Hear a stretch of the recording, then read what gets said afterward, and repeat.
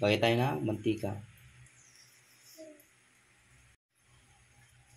Lagay tayo ng bawang.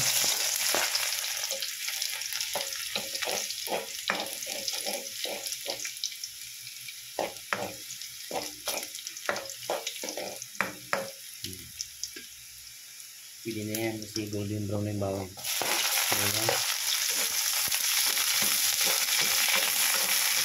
Depende sa inyo kung anong gusto na unahin dyan. Bawang o sibuyas. Parehas lang naman yun.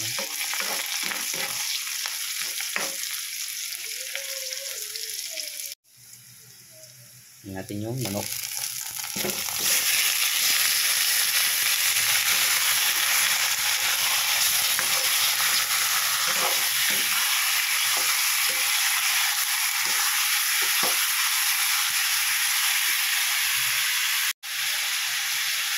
Lagay tayo ng asin.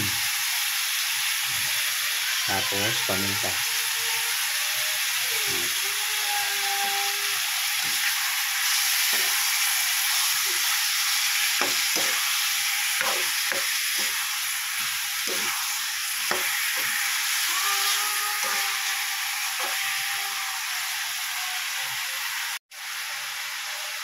Lagay tayo ng daon ng laurel. Takpan muna natin. Lagay tayo ng sili. Ayan. Ilagay na natin yung daon ng sibuyas.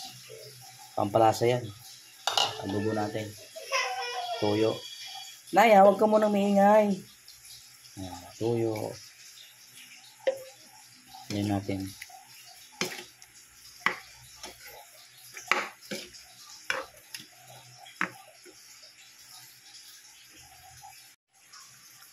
Maglagay tayo ng suka. Ayan. Huwag nyo munang haluin mga 2 minutes. Sasabay natin yung tubig pampalambot. Kunti lang. Ayan. Pwede na yan. Maglagay tayo ng asukal. Ayan.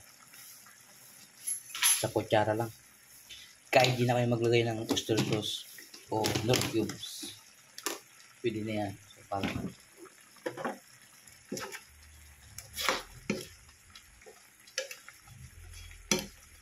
Patuyin na natin itong konti. Yan. Tuyo na yung adobo natin. Dagdag tayo ng sukang konti. Yung maanghang. Para mas spicy talaga. Yan. Tayo natin 2 minutes. Luto na ang ating adobong manok. Yan. Dapat tuyo. Mas gusto ko yung tuyo.